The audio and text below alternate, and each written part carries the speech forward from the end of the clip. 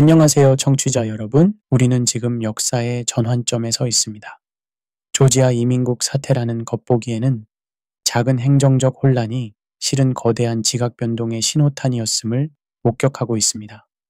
이는 단순한 법적 절차의 위반이 아니라 수십 년간 쌓아온 미국의 신뢰 자본이 순식간에 증발하는 순간이었습니다. 신뢰란 무엇일까요? 경제학자들은 이를 사회적 자본이라고 부릅니다. 노벨 경제학상 수상자 케네스 에로우는 신뢰는 모든 상업적 거래에 숨겨진 요소라고 말했습니다. 국가 차원에서 신뢰는 더욱 중요합니다. 이는 화폐의 가치를 뒷받침하고 국제계약의 이행을 보장하며 동맹국들의 충성심을 유지하는 보이지 않는 힘입니다. 조지아에서 벌어진 일은 바로 이 신뢰의 기반이 흔들리는 순간이었습니다. 합법적 체류자들에 대한 권리 침해, 적법 절차의 무시, 헌법적 원칙의 훼손, 이 모든 것이 한 번에 터져나왔습니다. 마치 댐에 균열이 생기면서 물이 새어나오기 시작하는 것처럼 미국이라는 거대한 시스템의 취약점이 드러나기 시작한 것입니다. 한국은 이 순간을 놓치지 않았습니다. 70년간 지속되어 온 종속적 동맹 관계에서 벗어나 새로운 길을 모색하기 시작했습니다. 이는 단순한 반미 감정이 아닙니다. 오히려 냉철한 현실인식에 바탕한 전략적 선택입니다. 국제관계학자 존 미어샤이머가 말했듯이 국가들은 생존을 위해 균형을 추구한다는 세력 균형 이론의 현실적 적용입니다. 이 오디오북은 조지아 사태가 촉발한 국제 질서의 변화를 다각도로 분석합니다. 한국의 전략적 대응, 미국 내부의 정치적 분열, 국제사회의 신뢰 이탈, 그리고 새로운 질서의 등장 가능성까지 우리 시대의 가장 중요한 변화를 함께 탐구해 보겠습니다. 제1장 조지아의 균열, 제국의 위법성이 드러나는 순간. 조지아 이민국 사태의 본질을 이해하려면 먼저 이것이 단순한 행정 실수가 아님을 인식해야 합니다. 이는 체계적이고 고의적인 권리 침해 사건이었습니다. 행정법학에서 말하는 적법 절차의 위반, 헌법학에서 강조하는 평등 보호 조항의 무시가 동시에 발생한 것입니다. 여기서 약간의 냉소적 관점을 덧붙이자면 미국이 그토록 자랑하던 법치주의라는 것이 얼마나 선별적으로 적용되는지가 적나라하게 드러났습니다. 자국민에게는 엄격한 법적 보호를 제공하면서도 외국인에 대해서는 손바닥 뒤집기식으로 태도를 바꾸는 이중잣대 말입니다. 법철학자 론 드워킨이 제시한 법의 완전성 이론에 따르면 진정한 법치사회는 모든 개인에게 동등한 관심과 존중을 보여야 합니다. 하지만 조지아에서 벌어진 일은 이 원칙의 정반대였습니다. 특정 집단을 표적으로 한 차별적 행정 처분이었으니까요. 더욱 흥미로운 것은 이 사건의 국제법적 함의입니다. 미국은 유엔 난민협약의 서명국이자 국제인권규약의 주요 당사국입니다. 조지아 사태는 이러한 국제적 의무를 명백히 위반한 사건이었습니다. 국제법학자 안토니오 카세제가 강조했듯이 국제법 위반은 단순한 법적 문제가 아니라 국가의 도덕적 권위 실추를 의미합니다. 이 사건이 가져온 가장 치명적인 결과는 신뢰 손상입니다. 경제학에서 말하는 평판 자본의 급격한 하락이 일어난 것입니다. 게임 이론에서 설명하는 반복 게임에서 한 번의 배신은 향후 모든 협력 가능성을 크게 낮춥니다. 조지아 사태는 바로 그런 배신의 순간이었습니다. 특히 아시아 국가들에게 미친 충격은 상당했습니다. 한국, 일본, 대만 등 미국의 전통적 동맹국들이 대규모 투자를 진행 중인 상황에서 갑작스러운 행정 불안정은 투자 위험도를 급격히 높였습니다. 투자 이론에서 말하는 정치적 위험이 현실화된 순간이었죠. 여기서 주목할 점은 이 사건이 카오스 이론의 나비 효과를 보여준다는 것입니다. 작은 행정적 혼란이 글로벌 신뢰 체계 전체를 흔드는 결과를 낳았으니까요. 복잡게 과학에서 설명하는 급격한 현상이 국제 정치에서 벌어진 셈입니다. 미국이 잃어버린 것은 단순한 면자가 아닙니다. 소프트 파워의 핵심인 도덕적 권위를 상실한 것입니다. 조셉 나이가 정의한 소프트 파워는 다른 나라들이 자발적으로 따르고 싶어 하는 매력인데 조지아 사태는 이 매력을 근본적으로 훼손했습니다. 제2장 한국의 각성, 종속에서 자주로의 패러다임 전환. 한국의 반응은 놀라울 정도로 신속하고 전략적이었습니다. 70년간 지속되어 온 미국 의존적 외교 노선에서 벗어나 새로운 길을 모색하기 시작한 것입니다. 이는 국제관계학에서 말하는 세력 전이 시기에 중경욱이 보이는 전형적인 해징 전략입니다. 정치경제학자 엘버트 허시만이 제시한 이탈, 발언, 충성 프레임워크로 보면 한국은 충성에서 발언으로 그리고 점진적으로 이탈로 옮겨가고 있습니다. 물론 이는 완전한 단절을 의미하지는 않습니다. 오히려 전략적 자율성의 확보를 목표로 하는 정교한 접근법입니다. 여기서 약간의 냉소적 관점을 덧붙이자면 한국이 이렇게 빨리 방향을 바꿀 수 있었던 것은 사실 미국에 대한 불신이 이미 상당히 누적되어 있었기 때문입니다. 사드 배치 갈등, 방위비, 분담금 협상에서의 압박, 그리고 한일 갈등에서의 애매한 중재 등이 그 배경이었죠. 한국의 새로운 전략은 크게 세 가지 축으로 구성됩니다. 첫째는 경제 다변화입니다. 대중국 무역 의존도를 줄이면서도 동시에 대미국 의존도도 낮추는 복합적 접근법입니다. 이는 포트폴리오 이론에서 말하는 위험 분산 전략의 지정학적 적용입니다. 둘째는 중간국 외교의 강화입니다. 인도, 호주, 캐나다, 북유럽 국가들과의 협력을 통해 미중 양극 구도에서 벗어나 제3의 극을 형성하려는 시도입니다. 이는 국제관계학자 헤들리 불이 제시한 세력균형 이론의 현대적 적용입니다. 셋째는 기술 자주권의 확보입니다. 반도체, 배터리, AI 분야에서 독자적 생태계를 구축하여 기술 종속을 탈피하려는 전략입니다. 슌페터의 창조적 파괴 이론에 따르면 기술 혁신은 기존 권력 구조를 뒤바꿀 수 있는 가장 강력한 힘입니다. 한국의 이런 변화는 복잡 적응 시스템 이론으로 설명할 수 있습니다. 외부 환경의 급격한 변화에 대응하여 시스템 전체가 새로운 균형점을 찾아가는 과정입니다. 생물학에서 말하는 적응 복사 현상과 유사하죠. 특히 주목할 점은 한국의 소프트 파워 활용 전략입니다. K-팝, K-드라마, 한국 영화 등 문화 콘텐츠를 통해 구축한 글로벌 친한 네트워크를 외교적 자산으로 활용하기 시작했습니다. 이는 그람시의 문화 헤게모니 이론을 실제 외교에서 구현한 사례입니다. 한국의 반응에서 가장 흥미로운 부분은 프레이밍 전략입니다. 미국과의 관계 악화를 반미로 프레이밍하지 않고 자주와 다면화로 프레이밍한 것입니다. 이는 인지과학에서 말하는 프레임 효과를 정교하게 활용한 전략적 커뮤니케이션입니다. 더 깊이 들어가면 한국의 이런 변화는 역사적 순환론의 관점에서도 해석할 수 있습니다. 토인비의 도전과 응전 이론에 따르면 문명은 외부의 도전에 창조적으로 응답할 때 발전합니다. 조지아 사태는 한국에게 그런 역사적 도전이었고 한국은 창조적 응답을 시작한 것입니다. 제3장 아시아의 새로운 균형추, 일본의 딜레마와 중국의 기회.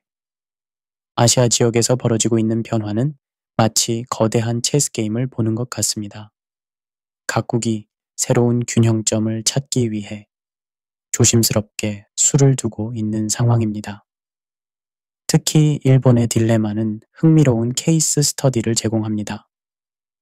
일본은 전통적으로 미국과 가장 긴밀한 동맹 관계를 유지해온 국가입니다. 하지만 조지아 사태 이후 일본 내부에서도 미묘한 변화가 감지되고 있습니다. 겉으로는 동맹 관계를 강조하면서도 실제로는 위험 관리 차원에서 대안을 모색하기 시작했습니다. 여기서 약간의 냉소적 관점을 덧붙이자면 일본이 처한 상황은 참으로 아이러니합니다. 미국의 핵우산 보호해에 있으면서도 정작 미국의 신뢰성이 의심받는 상황에서 안보 딜레마에 빠진 것입니다. 이는 게임 이론에서 말하는 죄수의 딜레마와 유사한 구조입니다. 일본의 대응 전략은 크게 두 가지 방향으로 나뉩니다. 하나는 동맹 강화를 통해 미국과의 결속을 더욱 공고히 하는 것이고, 다른 하나는 독자 역량을 강화하여 대안을 준비하는 것입니다. 이는 포트폴리오 이론에서 말하는 분산 투자 전략의 안보 버전이라고 할 수 있습니다. 특히 주목할 점은 일본의 인도태평양 전략입니다. 이는 미국 중심의 허브 앤 스포크 체제에서 벗어나 다자간 네트워크를 구축하려는 시도입니다. 네트워크 이론에서 말하는 중앙성을 높이려는 전략적 접근법입니다. 반면 중국은 이 상황을 절호의 기회로 보고 있습니다. 미국의 신뢰도 하락은 중국에게는 윈도우 오브 오퍼튜니티입니다. 하지만 중국의 접근법은 과거의 직접적인 영향력 확장과는 다릅니다. 더욱 정교하고 간접적인 방식을 사용하고 있습니다. 중국의 새로운 전략은 소프트 파워와 경제적 상호 의존성을 결합한 하이브리드 접근법입니다. 1대1로를 통한 인프라 투자, RCEP, 역내 포괄적 경제 동반자 협정을 통한 경제 통합, 그리고 문화 교류를 통한 관계 개선 등이 주요 수단입니다. 여기서 흥미로운 것은 중국이 제로섬 게임보다는 윈윈 게임을 강조하고 있다는 점입니다. 이는 게임 이론에서 말하는 포지티브 섬 게임을 추구하는 전략입니다. 물론 이것이 순수한 이타주의는 아니겠지만 적어도 과거의 강압적 접근법과는 확실히 다릅니다. 아시아 지역에서 벌어지고 있는 이런 변화는 복잡게 이론으로 설명할 수 있습니다. 하나의 작은 변화가 전체 시스템의 역학을 바꾸는 나비 효과가 나타나고 있는 것입니다. 각국이 새로운 균형점을 찾기 위해 적응하는 과정에서 예상치 못한 새로운 패턴들이 등장하고 있습니다. 특히 한국의 역할 변화가 주목됩니다. 과거에는 미국과 중국 사이에 균형자 역할을 했다면 이제는 독자적인 제3의 축을 형성하려고 합니다. 이는 국제관계학에서 말하는 미들 파워 외교의 새로운 모델을 제시하고 있습니다. 이런 변화는 단순히 지정학적 차원에만 국한되지 않습니다. 경제, 기술, 문화 등 모든 영역에서 새로운 연결고리들이 만들어지고 있습니다. 이는 사회학자 마누엘 카스텔이 말한 네트워크 사회의 국제적 확장이라고 볼 수 있습니다.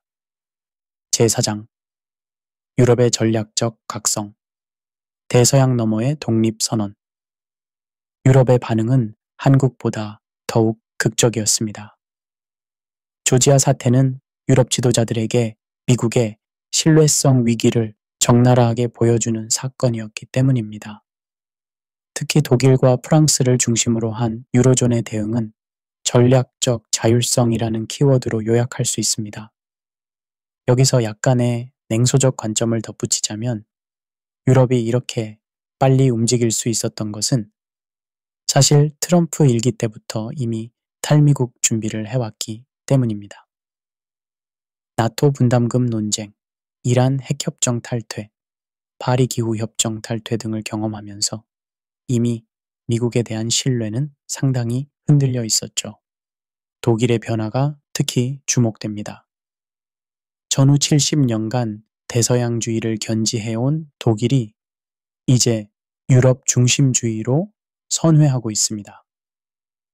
이는 단순한 외교정책 변화가 아니라 독일의 정체성 자체의 변화를 의미합니다. 베네딕트 앤더슨의 상상의 공동체 이론으로 보면 독일이 자신을 정의하는 중어 집단을 바꾸고 있는 것입니다. 프랑스는 더욱 적극적입니다.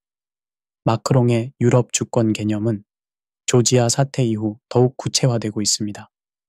이는 드골의 유럽의 유럽 비전의 21세기 버전이라고 할 수 있습니다. 지정학적으로 보면 프랑스는 미국의 후견인 역할에서 벗어나 독자적인 지역 강국으로 자리매김하려고 합니다. 유럽연합의 새로운 방향은 크게 세 가지 축으로 구성됩니다. 첫째는 방위 통합입니다. 유럽연합 공동군 창설, 유럽 방위기금 확대, 무기체계 공동 개발 등을 통해 나토에 대한 의존도를 줄이려고 합니다. 이는 신현실주의 국제관계학에서 말하는 내적 균형화 전략입니다. 둘째는 경제적 디커플링입니다. 달러 의존도를 줄이고 유로화의 국제적 지위를 높이려는 노력이 가속화되고 있습니다. 특히 인스텍스, Instrument in Support of Trade Exchanges 같은 달러 우회 결제 시스템의 확장이 주목됩니다. 이는 경제학에서 말하는 기축통화의 다극화 현상입니다. 셋째는 기술 주권의 확보입니다. 디지털 단일 시장 완성, 유럽 클라우드 프로젝트, AI 개발 투자 등을 통해 미국 빅테크에 대한 의존도를 줄이려고 합니다. 슌페터의 기술 혁신 이론에 따르면 기술적 우위는 곧 경제적, 정치적 우위로 전환됩니다. 유럽의 이런 변화는 역사적 패턴의 회귀로도 해석할 수 있습니다. 19세기 세력균형 체제에서 유럽은 어떤 한 국가의 패권을 용인하지 않았습니다. 현재의 변화는 그런 전통적 유럽 외교의 부활이라고 볼 수 있습니다. 특히 흥미로운 것은 유럽과 아시아 간의 새로운 연결고리 형성입니다. 유로피언 유한국 전략적 동반자 관계 강화, 유로피언 유인도 연결성 파트너십, 유로피언 유아세안 포괄적 동반자 관계 등이 그 예입니다. 이는 지정학자 할포드 맥킨더의 하트랜드 이론을 뒤집는 림랜드 연합 전략이라고 할 수 있습니다. 여기서 주목할 점은 유럽의 소프트 파워 활용 전략입니다. 인권, 환경, 법치주의 등의 가치를 전면에 내세워 도덕적 우위를 확보하려고 합니다. 그람시의 헤게모니 이론에 따르면 진정한 지배는 강제가 아닌 동의를 통해 이루어집니다. 유럽은 바로 그런 동의에 기반한 리더십을 추구하고 있습니다. 하지만 유럽의 전략에도 한계는 있습니다. 회원국 간의 이해관계 차이, 러시아라는 안보 위협, 그리고 여전히 강력한 미국의 영향력 등이 그것입니다. 이는 복잡계 이론에서 말하는 제약 조건 하에서의 최적화 문제라고 할 수 있습니다. 제5장 미국 비즈니스의 도덕적 해이, 자본주의의 변질과 신뢰 붕괴. 조지아 사태가 드러낸 것은 단순한 행정적 혼란이 아니었습니다. 그것은 미국 사회 전반에 만연한 도덕적 해이의 빙산의 일각이었습니다. 미국 비즈니스 세계에서 벌어지고 있는 일련의 부패와 조작 사건들은 자본주의 자체의 신뢰성을 근본적으로 위협하고 있습니다. 경제학자 조지프 스티글리츠가 지적했듯이 정보의 비대칭성은 시장 실패의 주요 원인 중 하나입니다. 하지만 최근 미국에서 벌어지고 있는 일들은 단순한 정보 비대칭을 넘어서 고의적인 정보 조작의 영역에 들어서고 있습니다. 엔론 사태, 리먼 브라더스 파산, 그리고 최근의 각종 회계 조작 사건들이 그 증거입니다. 여기서 약간의 냉소적 관점을 덧붙이자면 미국이 그토록 자랑하던 자유시장 경제라는 것이 사실은 승자독식의 게임이었음이 점점 드러나고 있습니다. 아담 스미스가 말한 보이지 않는 손은 어디로 사라지고 대신 보이지 않는 로비가 시장을 지배하고 있는 상황입니다. 테슬라의 사례를 살펴보겠습니다. 혁신의 아이콘으로 여겨졌던 이 회사가 실제로는 정부 보조금과 탄소 크레딧 판매로 수익을 올리고 있다는 사실이 밝혀졌습니다. 이는 슌페터의 창조적 파괴 이론과는 정반대의 보조금 의존적 혁신이라고 할 수 있습니다. 보잉의 추락은 더욱 상징적입니다. 한때 미국 제조업의 자존심이었던 이 회사가 737 맥스 사고로 인해 글로벌 신뢰를 잃었습니다. 이는 단순한 기술적 결함이 아니라 안전보다 이익을 우선시한 기업 문화의 결과였습니다. 조직행동학에서 말하는 정상화된 일탈 현상의 전형적인 사례입니다. 실리콘밸리의 문제는 더욱 복합적입니다. 혁신의 성지로 불리던 이곳이 이제는 투기의 온상이 되어가고 있습니다. 유니콘 기업들의 허상이 하나둘 드러나고 있고 벤처 캐피털의 투기적 행태가 실제 혁신을 왜곡하고 있습니다. 위워크 사태는 이런 문제점을 극명하게 보여줍니다. 부동산 임대업을 기술회사로 포장하여 수백억 달러의 가치평가를 받았다가 결국 무너진 이 회사는 실리콘밸리의 허풍 문화를 상징합니다. 행동경제학자 로버트 실러가 말한 비합리적 과열의 현대적 버전입니다. 더욱 문제가 되는 것은 이런 부패가 정치권과 결합되어 있다는 점입니다. 로비 시스템을 통해 기업들이 규제를 회피하거나 유리한 법안을 통과시키는 일이 일상화되어 있습니다. 이는 경제학자 많고 울슨이 말한 분배연합의 극단적 형태입니다. 암호화폐 시장의 혼란도 빼놓을 수 없습니다. FTX 파산 사태는 규제 없는 자유방임이 얼마나 위험한지를 보여주었습니다. 샘 뱅크먼 프리드의 추락은 단순한 개인의 일탈이 아니라 시스템 자체의 구조적 문제를 드러낸 사건이었습니다. 이런 일련의 사건들이 미국 자본주의에 미치는 영향은 심각합니다. 브랜다이스 대학의 경제학자 토머스 필리폰이 지적했듯이 미국 경제는 점점 더 독점화되고 있습니다. 진정한 경쟁은 사라지고 대신 승자 독식의 게임이 지배하고 있습니다. 특히 주목할 점은 금융화 현상입니다.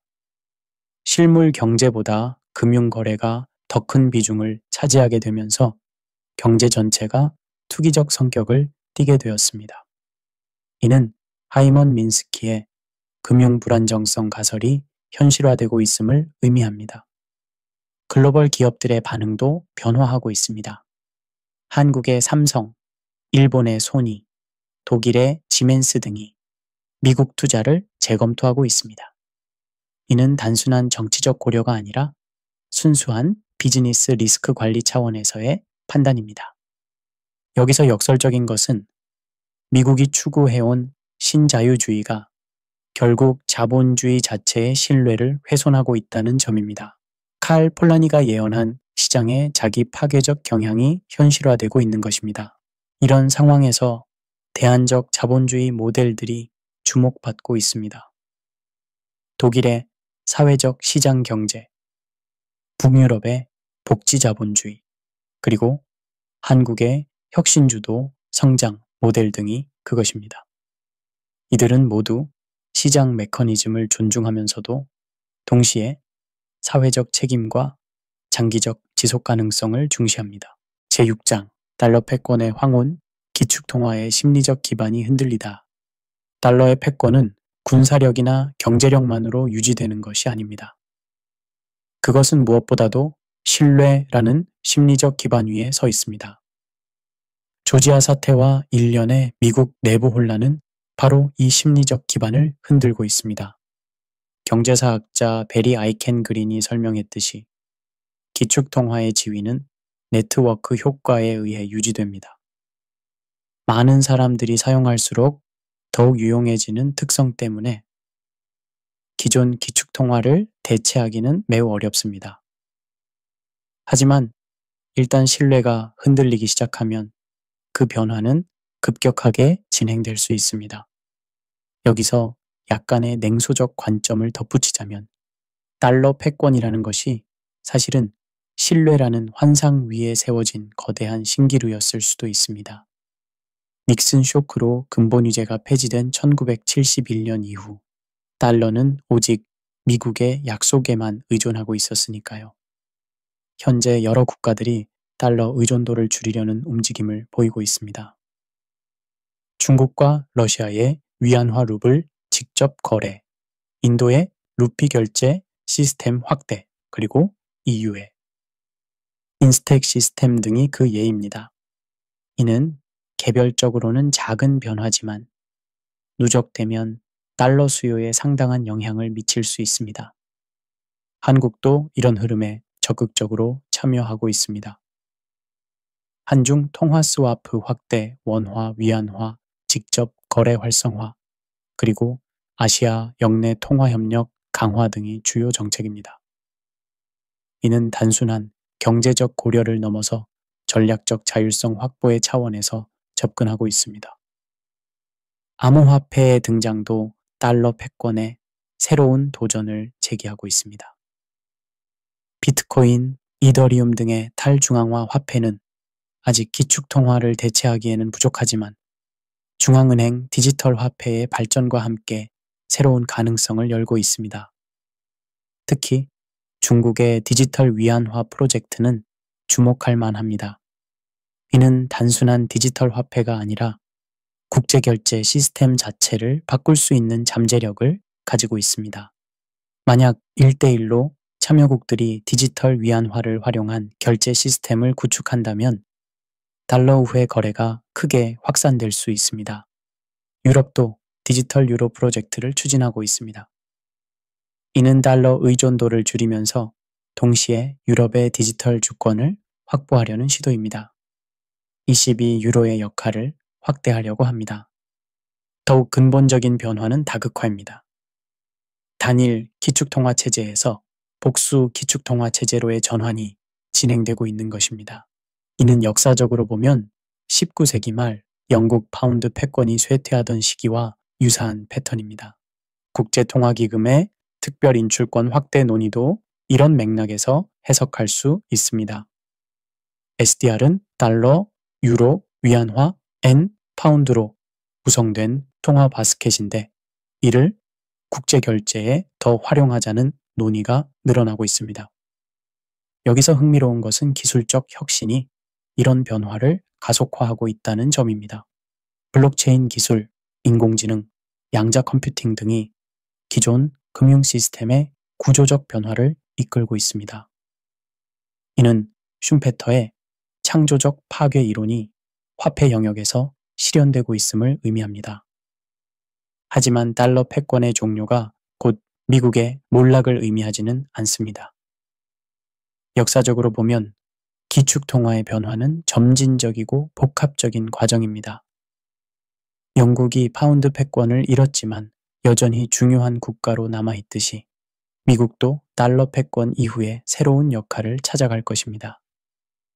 중요한 것은 이런 변화가 가져올 국제 질서의 재편입니다. 단극 체제에서 다극 체제로의 전환은 단순히 경제적 변화를 넘어서 정치, 군사, 문화 등 모든 영역에서의 변화를 수반할 것입니다. 제7장 분열의 미국 내부 균열이 외교적 신뢰를 잠식하다.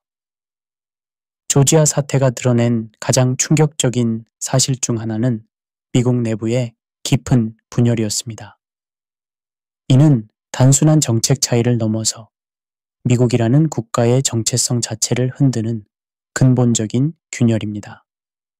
이런 내부 분열은 필연적으로 대외 신뢰도에 악영향을 미치고 있습니다. 정치학자 로버트 달이 제시한 다원주의 민주주의 이론에 따르면 건강한 민주주의는 다양한 이익 집단 간의 경쟁과 타협을 통해 작동합니다. 하지만 현재 미국의 상황은 이런 건전한 경쟁을 넘어서 제로섬 게임의 양상을 띠고 있습니다. 여기서 약간의 냉소적 관점을 덧붙이자면 미국이 그토록 자랑하던 민주주의의 등대 역할이 이제는 분열의 전시장이 되어버렸습니다. 세계 각국이 미국식 민주주의를 롤모델로 삼기보다는 오히려 반면교사로 삼고 있는 상황입니다. 공화당 내부의 분열은 특히 심각합니다. 트럼프파와 전통적 공화당 사이의 갈등은 단순한 정책 노선 차이를 넘어서 당의 정체성 자체를 둘러싼 투쟁이 되고 있습니다. 이는 정당 정치학에서 말하는 파벌주의의 극단적 형태입니다. 조지아 사태에 대한 공화당의 반응이 이를 잘 보여줍니다.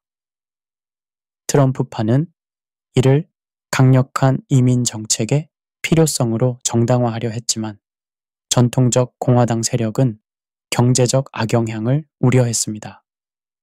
이런 분열은 일관된 정책 수행을 어렵게 만들고 결과적으로 대외 신뢰도를 떨어뜨립니다. 민주당도 문제가 없지는 않습니다. 진보파와 중도파 사이의 갈등, 세대 간 차이, 그리고 정체성 정치를 둘러싼 논란 등이 당의 결속력을 약화시키고 있습니다. 비록 공화당만큼 극단적이지는 않지만 이런 내부 분열은 여전히 정책 일관성에 악영향을 미치고 있습니다. 더욱 문제가 되는 것은 이런 정치적 분열이 사회 전반으로 확산되고 있다는 점입니다. 사회학자 로버트 퍼트넘이 말한 사회적 자본의 급격한 하락이 관찰되고 있습니다. 사람들 간의 신뢰가 무너지고 공통의 가치나 목표에 대한 합의가 사라지고 있습니다. 언론의 역할도 문제가 되고 있습니다. 객관적 보도보다는 정치적 편향이 강화되면서 국민들이 공통의 사실 기반을 갖기 어려워졌습니다.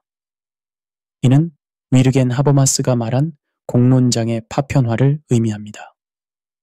소셜미디어의 영향도 무시할 수 없습니다. 알고리즘에 의한 확증 편향이 강화되면서 사람들이 자신과 비슷한 생각을 가진 사람들과만 소통하는 에코 챔버 현상이 심화되고 있습니다. 이는 사회적 분열을 더욱 가속화하고 있습니다. 경제적 불평등도 정치적 분열을 부추기고 있습니다.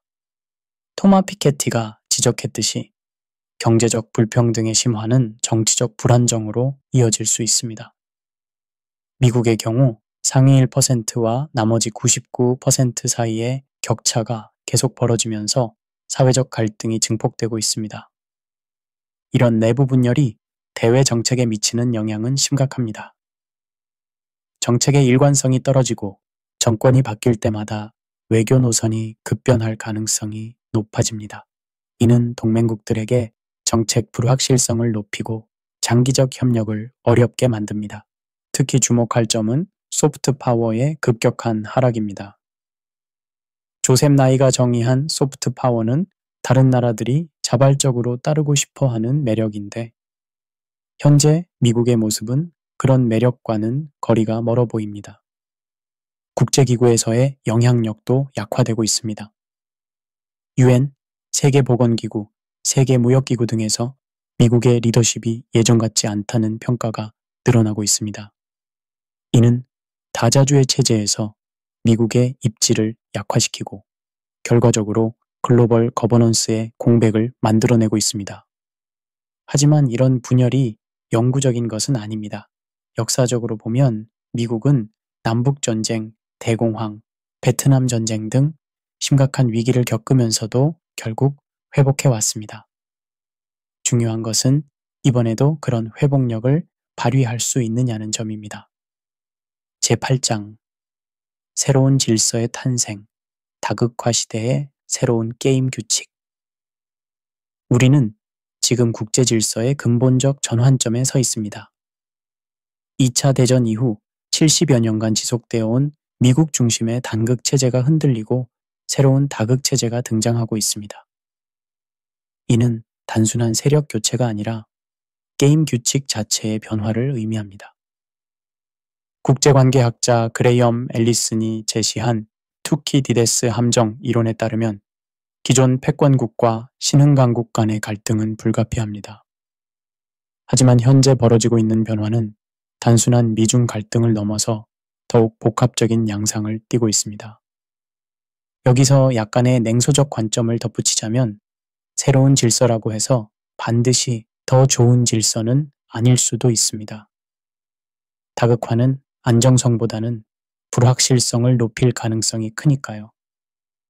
19세기 유럽의 세력균형 체제가 결국 1차 대전으로 이어졌던 것처럼 말입니다. 새로운 질서의 특징은 크게 세 가지로 요약할 수 있습니다. 첫째는 권력의 분산입니다.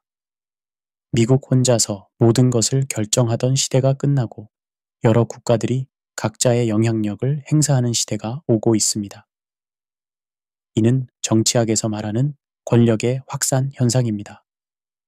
둘째는 이슈의 복합화입니다. 과거에는 군사력과 경제력이 주요 권력 자원이었다면 이제는 기술력, 정보력, 문화적 영향력, 환경 대응 능력 등이 모두 중요한 요소가 되었습니다. 조셉 나이의 스마트 파워 개념이 현실화되고 있는 것입니다. 셋째는 네트워크의 중요성 증대입니다. 국가 간 관계가 과거의 위계적 구조에서 벗어나 수평적 네트워크 구조로 변화하고 있습니다. 이는 사회학자 마누엘 카스텔이 말한 네트워크 사회의 국제적 확장이라고 할 수 있습니다. 한국은 이런 새로운 질서에서 독특한 위치를 차지하고 있습니다. 전통적인 중견국의 역할을 넘어서 창조적 중견국의 모델을 제시하고 있습니다. 이는 단순히 강대국들 사이에서 균형을 잡는 것이 아니라 새로운 의제를 제시하고 새로운 연합을 만들어가는 적극적 역할입니다. 제9장 한국의 전략적 선택, 종속에서 자주로, 모방에서 창조로. 한국이 직면한 현재 상황은 기회이자 동시에 도전입니다.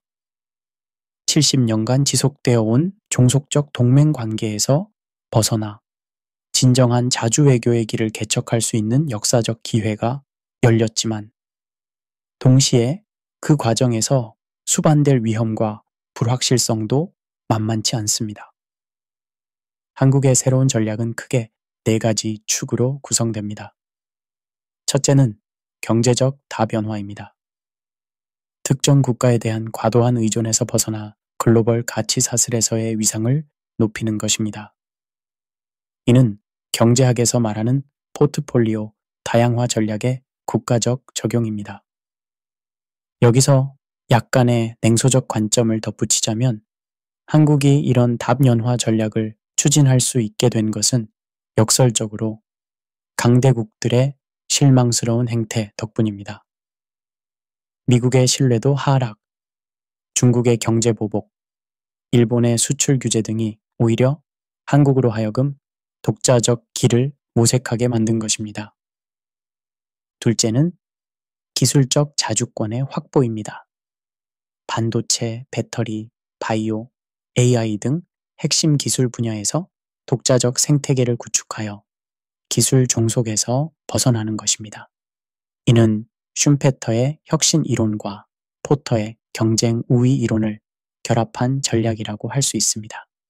특히 한국의 반도체 산업은 글로벌 공급망에서 핵심적 위치를 차지하고 있습니다.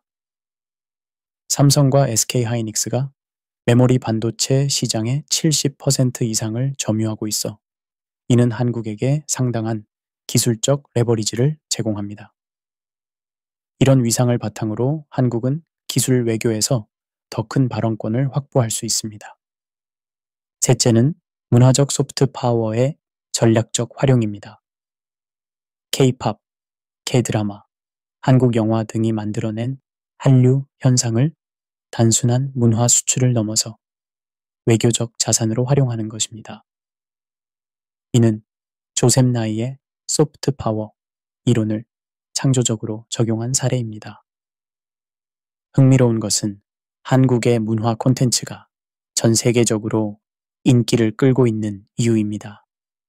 기존의 서구 중심적 콘텐츠와는 다른 아시아적 가치와 현대적 감성의 결합이 새로운 매력을 만들어내고 있습니다. 이는 문화인류학자 아르준 아파두라이가 말한 문화의 글로컬화 현상의 성공적 사례입니다. 넷째는 중간국 외교의 리더십입니다. 미중 갈등, 러우 전쟁, 중동 분쟁 등 글로벌 갈등 상황에서 한국이 중재자이자 해결사 역할을 자임하는 것입니다. 이는 전통적인 중견국 외교를 넘어서 창조적 중견국 모델을 제시하는 것입니다. 한국의 이런 전략적 전환은 국제관계학의 여러 이론으로 설명할 수 있습니다.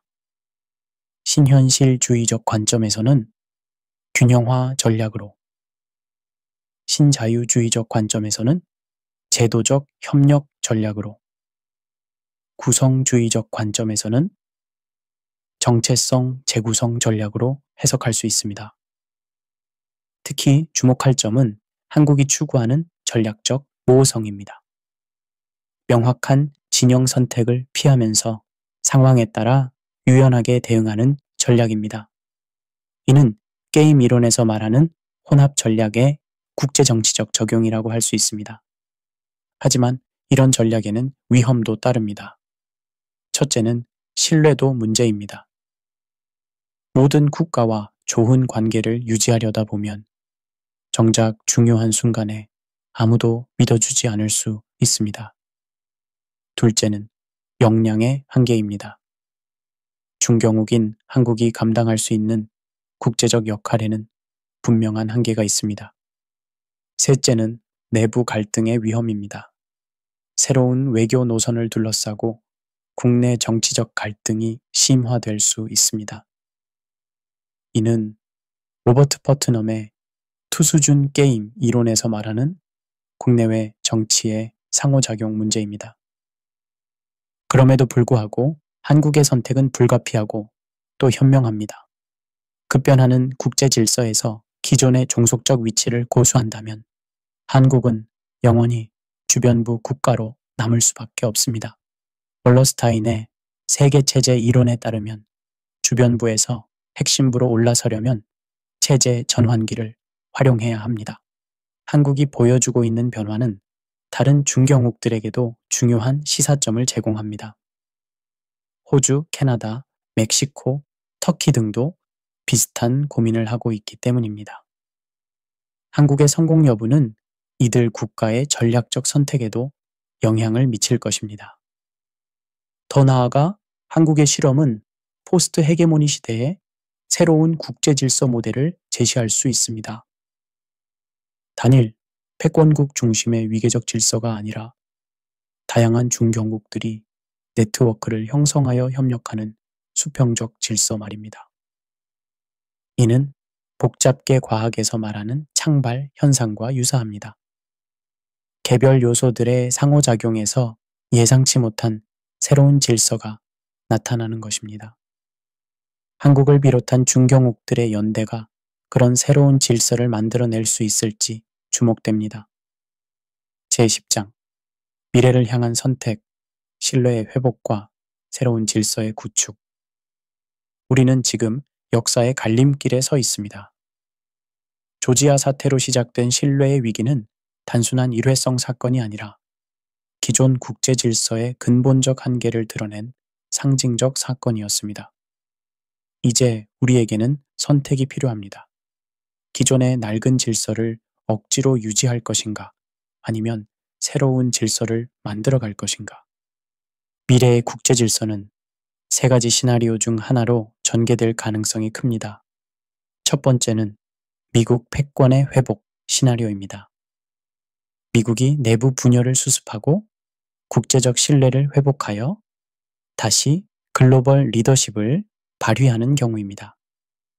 하지만 현재 상황을 고려할 때 이 가능성은 그리 높지 않아 보입니다. 여기서 약간의 냉소적 관점을 덧붙이자면 미국이 패권을 회복하려면 근본적인 체질 개선이 필요합니다. 단순히 정권이 바뀌는 것만으로는 충분하지 않습니다.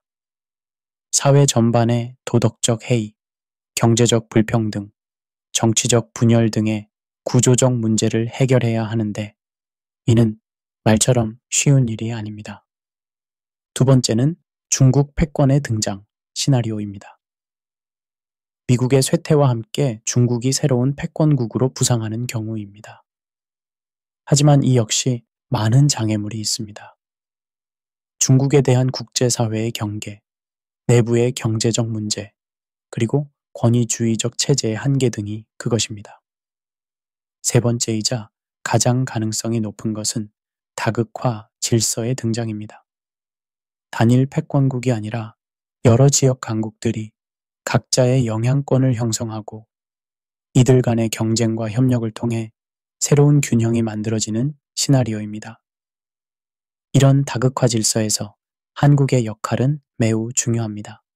단순한 세력 균형자를 넘어서 질서 창조자의 역할을 할 수 있기 때문입니다.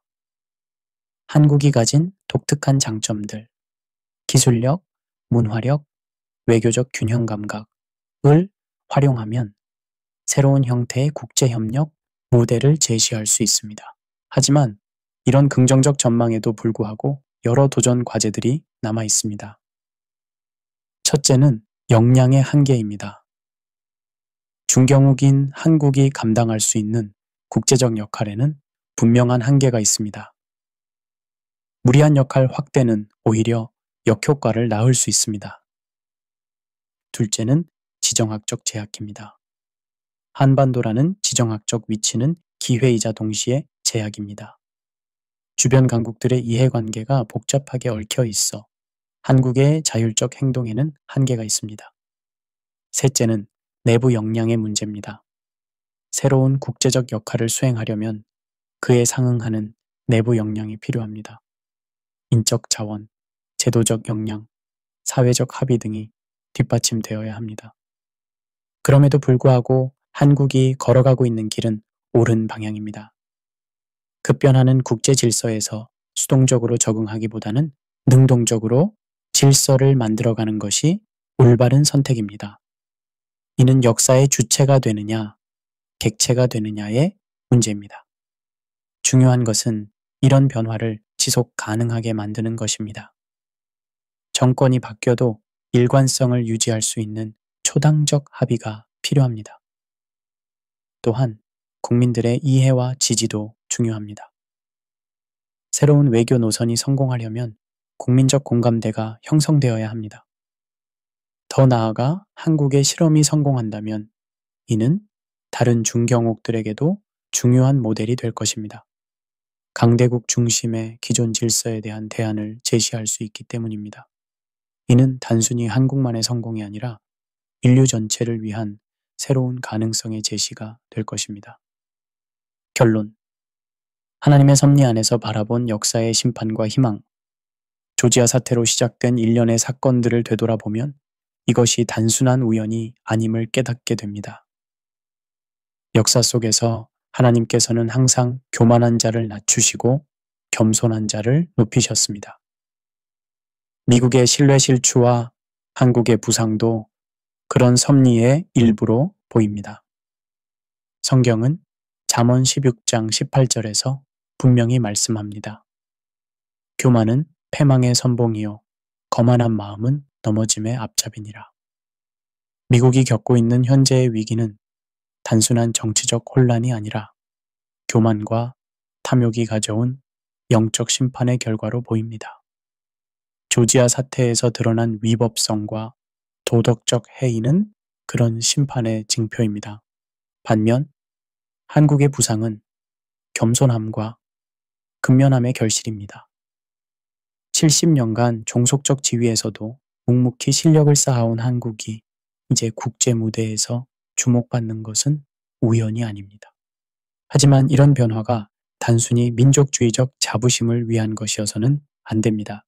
한국이 얻은 새로운 위상과 영향력은 더 큰 책임을 의미합니다. 무릇 많이 받은 자에게는 많이 찾을 것이요 라는 누가복음 12장 48절의 말씀대로 한국은 이제 국제사회의 평화와 번영을 위해 더 큰 역할을 감당해야 합니다. 특히 한국이 보여주고 있는 소프트 파워는 단순한 문화 수출을 넘어서 세상에 희망을 주는 메시지를 담고 있습니다. K-드라마나 K-팝이 전 세계적으로 사랑받는 이유는 그 안에 담긴 사랑, 희생, 용서, 회복의 메시지 때문입니다. 이는 복음적 가치와 맞닿아 있습니다. 기술 분야에서도 한국은 단순한 경제적 이익을 넘어서 인류의 복지 증진을 위해 기여해야 합니다. AI, 바이오 기술, 환경 기술 등을 통해 더 나은 세상을 만드는 일에 앞장서야 합니다. 조지아 사태로 드러난 미국의 몰락과 한국의 부상은 단순한 세력 교체가 아닙니다.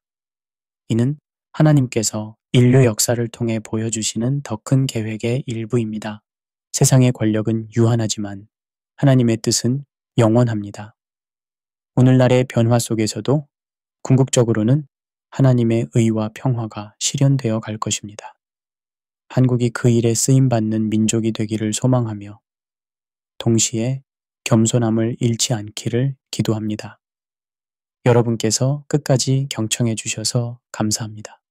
이 격동의 시대에 우리가 어떤 선택을 하느냐가 우리 자신뿐만 아니라 후세대의 운명을 좌우할 것입니다. 한국의 방역과 새로운 질서의 모색이 결국 모든 민족에게 희망이 되기를 바라며 이 메시지가 여러분께 유익이 되었기를 소망합니다. 이 내용이 도움이 되셨다면 유튜브 구독 버튼을 누르시고 주변 분들과도 함께 나누어 주시기 바랍니다. 우리가 함께 지혜를 모을 때 더 나은 미래를 만들어 갈 수 있을 것입니다. 감사합니다.